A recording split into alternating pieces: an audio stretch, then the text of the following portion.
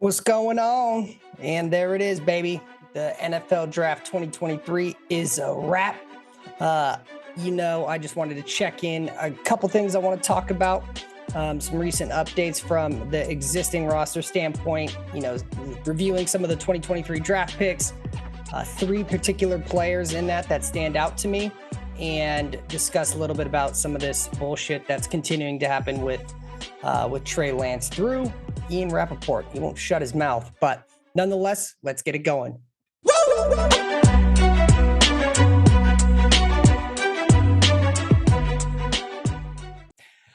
All right, so quick update as it relates to the San Francisco 49ers. So two things which I'm sure many of you guys have already heard about if you're true Niners fans. Fifth-year options. So they did exercise their fifth-year option on BA, Arizona State alumni. So that means he is now under contract for this year and next year. And I believe that it will bring his guaranteed salary for next year to $14 million. To me, that's still a great deal because some of these players, I think his production is at that value or even more so. And just seeing what other wide receiver contracts are going for these days, I'm all good with that. And that locks BA in for another 2 years. And it was super dope that he shared a tweet online talking about how he's about to go kick down doors when his agent called them and calling him really just to chat. But obviously during the draft, that's kind of kind of a fucked up time to call him when there already had been rumors that he may get traded. I called him just to say what up, basically. And Brandon immediately thought this means he was getting traded and he was about to go kick down some doors and clear shit out. So love to see it. And obviously it was a no-brainer picking up his fifth-year option. Then on the other token, the other player, Javon Kinlaw, they did not exercise his options. So after this year, he will be a unrestricted free agent and he can go wherever he wants. So I think, obviously being the 14th pick and he was supposed to replace DeForest Buckner, his injuries, a lot of people say that, they should have been able to, he had a degenerative knee problem going into it when they're doing their prep work for the draft at that year, but they still went with him. It ultimately being, for the most part, a shit show up until this point because the guy simply hasn't been available. Not saying it's his fault, but it is what it is. He hasn't been on the field. Definitely did not even sniff anywhere remotely in the same universe as DeForest Buckner. So nonetheless, they did not exercise his fifth-year option. So what that means for him, it's a prove-it year. He potentially has tens of millions of dollars on the line this year, depending on how he does. Now, the health is still going to be an issue or a fear for any other teams that may want to pick him up. If the Niners have faith in him after this year, if the guy consistently stays on the field, you never know. He may sign a contract and potentially get more of a team-friendly deal through us because we believed in him when we initially drafted him. So we'll see. All right. So that was an update just on the existing roster. The next thing now is the 2023 draft. The Niners are in a really unique position this year. And I think it's kind of pretty obvious. We have starters at essentially every position already.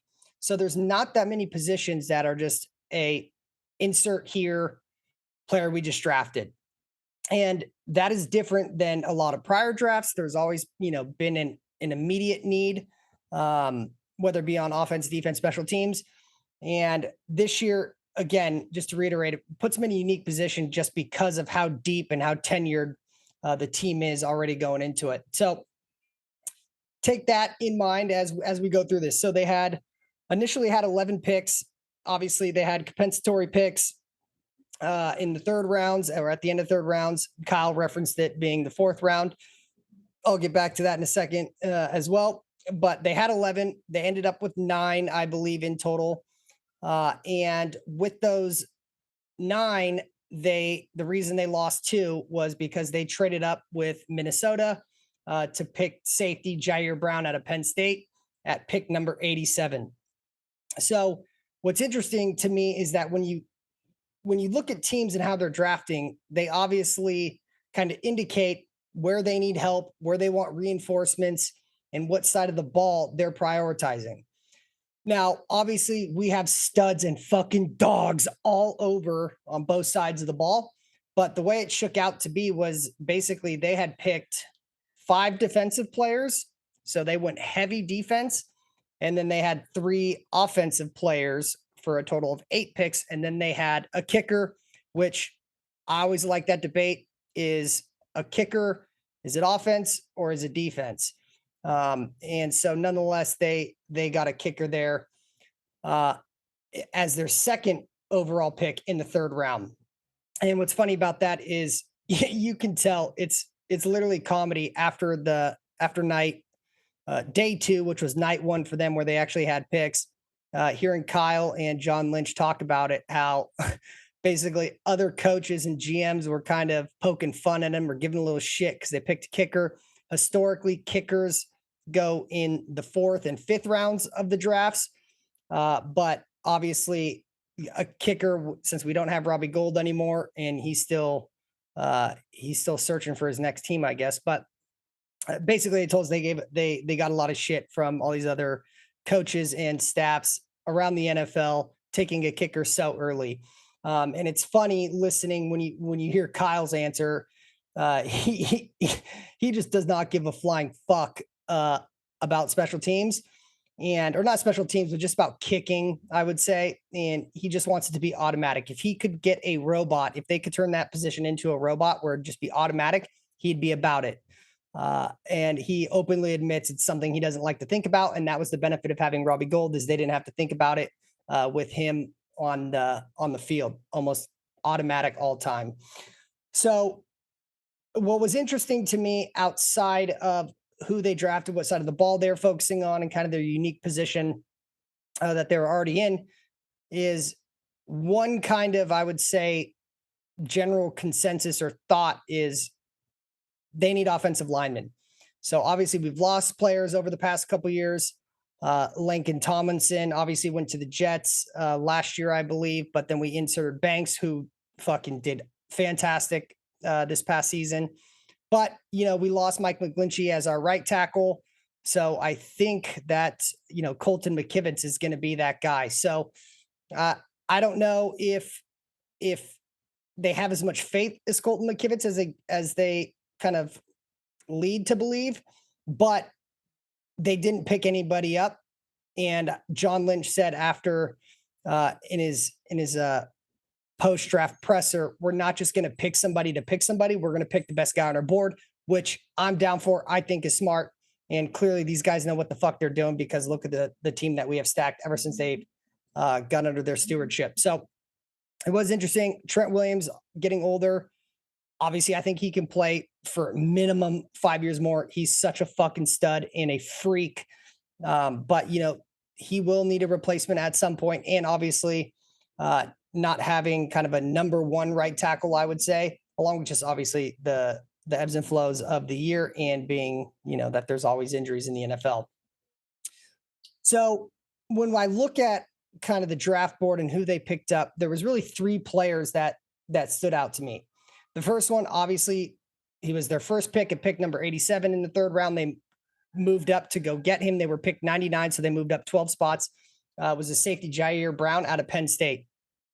That guy, he was a JUCO player, and then he obviously went over to Penn State, and the dude is a fucking fireball. If you watch some of his tape and see the way this guy runs around, he is DNA almost identical to what the 49ers have on defense already. He flies to the ball. He can play up in the box.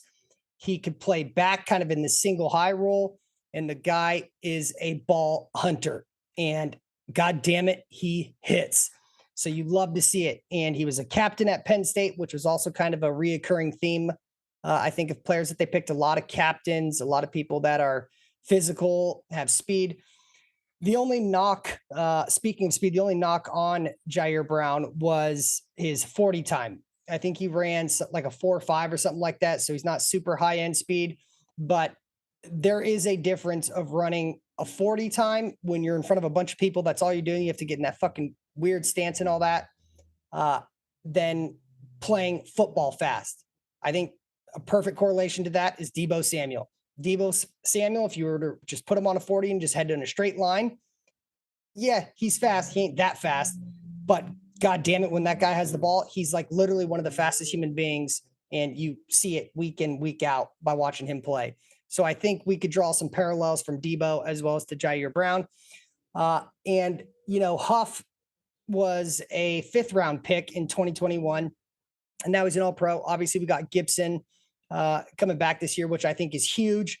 And I think with what this guy's getting put into, Jair Brown, that we have the locker room and the position players already there to kind of help mold him and shape him, just to become the absolute professional. But the guy seems mature. He seemed fired up. He's a New Jersey guy, so he's got to come on the other side of the coast.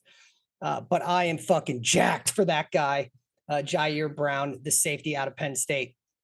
The second player that stood out to me was Jake Moody, Michigan kicker. So everything I've read about this guy online and that I've heard about him through various, YouTube and just watching videos and that kind of shit is he's been known as like a guy has ice in his veins. I think in his college career, he had 3 game time winning kicks. So when all the pressure's on, and when you play at a school like Michigan, when there's, I think it's like 80,000 fans or something, it could even be more than that. It could be like 100,000 fans there. That I think that is a pretty telling sign that it can translate to the NFL. He's got a massive leg. One thing that Robbie Gould was kind of lacking as he got, older and older, his leg wasn't as strong. He wasn't doing kickoffs anymore, or no, excuse me, he was doing kickoffs, but very rarely were we getting touchbacks. They were normally area to run the ball out. And, from a special team standpoint, just kick it out of the end zone so we don't have to deal with the threat of a return. And so I really like Jake Moody. He kicks a lot. And it was something like he has a very high percentage, like 90+% when he's 0 to 49 yards. And I believe like it at 50+ yards, he went 4 of 8, or maybe not 4 of 8, but it's 50%.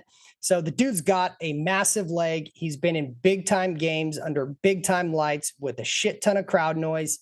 And the guy seems like all he does is smack the shit out of the ball and have it go through the uprights, which is exactly what we want. Another thing too that I think helps is he played under Jim Harbaugh. Obviously, we all know Jim Harbaugh, and just playing with an intense kind of psychopath coach, a guy who's got a ton of fire in him. I think that's only a plus. There's no way you can look at that as a negative. So interesting to see how he does.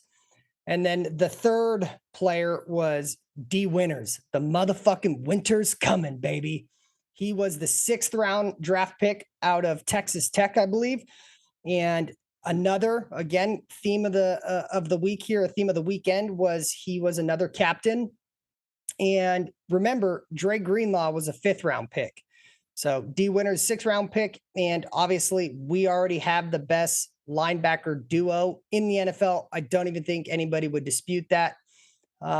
And so I think we're also inserting him into a great spot where he can learn from literally 2 of the best guys in the NFL, period, point blank. And I was listening to an interview from him a little bit earlier, and he was asked about the 49ers. He came on a visit and he was asking, what do you like about the Niners? And he has been watching the 49ers, more specifically, our boy Fred Warner, that he kind of mimics his game after him. And he was asked, would you like to play with the Niners, being that you'd be in this kind of situation? He said, oh, yeah, I could learn a lot from them. I would absolutely love it. So dope as hell that came through. He is actually going to the team where his favorite linebacker and also just the straight up best linebacker in the NFL, period, to go in and be a part of that group. And I think he has massive upside. So I absolutely love the winter is coming. Now, the last and kind of final thing I'll talk about. Well, let me back up actually. when you kind of look at this draft as a whole, and there was a lot of, obviously we still didn't have a first round pick because of Trey Lance trade. We didn't have a second and a third because of CMC. Uh, what I've kind of just noticed, I haven't studied it or anything, that it seems like the Niners have hit way more. Like, and when I mean hit, I mean like they become like top talents in the NFL. They have hit more so in the later rounds than they have in the early rounds. At least in the beginning, for sure, they had some bad picks. Um, and some of the late round people that we have on the squad that has become dominant in their positions. The two already mentioned, Huff in the 5th round, Greenlaw in the 5th round, Kittle in the 5th round, Fred Warner in the 3rd round. So that's kind of middle. Elijah Mitchell was in the 6th round. So I am very confident that obviously they know how to develop players, and with just the players we already have in the building, it's almost impossible to not get better with the groups of players that we have around, especially as they mature. It's always good to reload on new talent, which obviously you have to do. All right, now the final thing that I'm going to talk about. Shanahan and Lynch said Trey Lance was fully cleared. He's been fully cleared now for a week or two or a couple weeks. So he's been out there practicing. The one thing that keeps getting on my nerve, today I saw Mr. Ian Rapoport. He was talking on the NFL draft about some news about why Trey Lance, there's still a possibility he may be traded. It may come, if another quarterback gets injured in training camp, sometime in August, that Trey Lance could potentially be traded then. There is so much bullshit and just hot air going out throughout the media.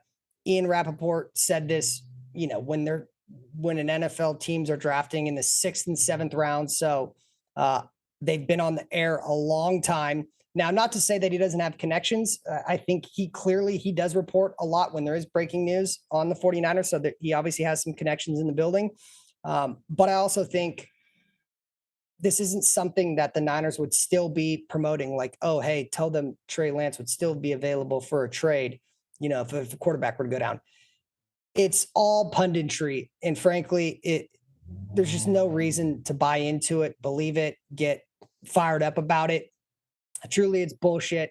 And again, I just think they're creating things to talk about. And obviously, Trey continues ever since he's been drafted to be a massive story, which helps when you have a massive fan base being the 49er faithful. So, and one of the things he said was the only thing that annoyed me, is he was talking about how the reason he might be traded is, he was a number 3 overall pick, but he quite possibly is going to be the 3rd QB on the depth chart.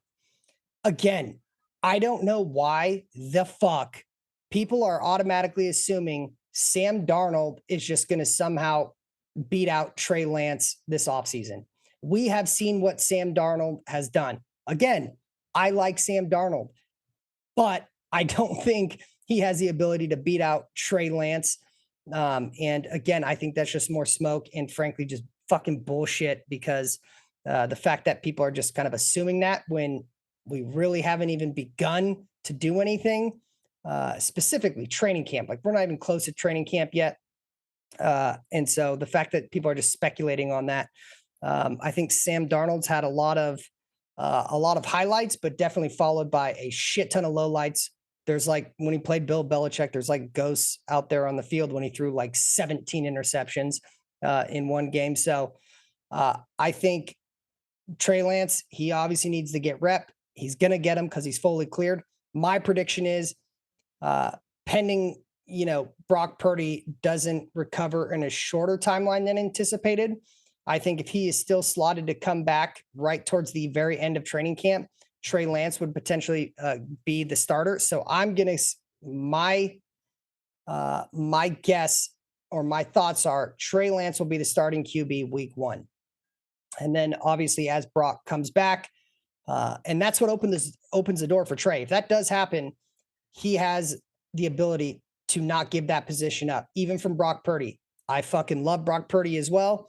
But I again, there's so much more upside. Trey Lance has the highest ceiling out of anybody in the QB room, and I don't even think that's close. Brock Purdy is just a more developed, and the guy knows the system. And so nonetheless, I just wanted to put that out there. Again, a lot of this Trey Lance shit is bullshit. I think we got to wait until we see how OTAs and training camp play out. And what's going to be interesting is there's going to be a lot of reporting on who's taking first team snaps between Trey and Sam Darnold. Kyle's already said it. They're both going to get first team reps. So when that comes out, like, oh, Sam Darnold started the first team reps this day, just don't freak out. It's already been said. Kyle Shanahan, he's pretty honest and open about the public, because honestly, I don't think he really gives a shit what people think about him. And yeah, so I'm going to create another video on this as we get closer to training camp after OTAs, once we start hearing kind of little mumblings about how Trey's been performing. But again, absolute bullshit that people are automatically assuming Sam Darnold's going to come in and be QB 2 when we see what he can do in the NFL, and he's but I do think he could be better under this offense. But nonetheless, Trey's now been here for 2 years. Yes, he hasn't played, but he knows the offense inside and out. The dude's got a fucking rocket arm, and I still got a lot of faith in that dude. And we'll see how it shapes up. But anyway, hope you guys are enjoyed the draft. Didn't freak out. Overall, I think it was a success for the NFL, especially now that they're traveling around doing drafts in different cities. But I think the Niners fucking crushed it, and I'm excited to see how these players shape up and what they can put out on the field. So, all right, y'all. See you next time. Peace. Pick it up, pick it up, pick it up, pick it up. You see the drippy, I'm fitted up. Hop in my car and the giddy up. Secure the bag, yeah, I get the bus. Pick it up, pick it up, pick it up. You see the drippy, I'm fitted up. Hop in my car and the giddy up. Secure the bag, yeah, I get the bus.